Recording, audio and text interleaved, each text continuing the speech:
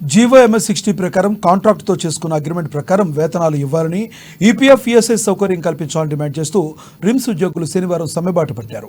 AITC జిల్లా ప్రధాన కార్యదర్శి శరత్ దేవేందర్ ఆధ్వర్యంలో జిల్లా కేంద్రంలోని రిమ్స్ ఆసుపత్రి ప్రధాన ద్వారం ఎదుట టెంట్ వేసుకుని సమ్మెకు దిగారు.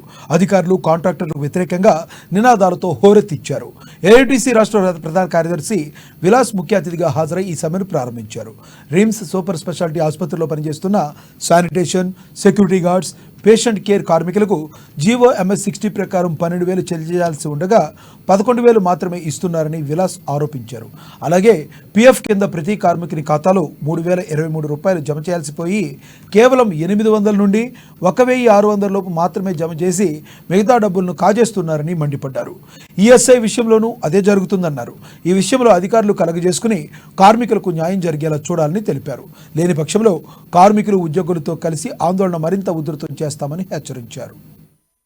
అనుబంధం గత 14 రోజుల నుండి రిమ్స్ ఎదుట సమస్యల గురించి నిరసన కార్యక్రమాలు చేపట్టడం జరుగుతుంది.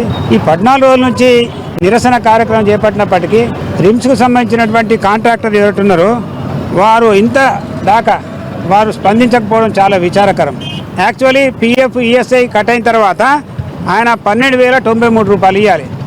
ఆ పీఎఫ్, ఈఎస్ఐ కూడా యాక్చువల్లీ 3,023 పీఎఫ్ కట్ కావాలి, 484 ఈఎస్ఐ కట్ కావాలి.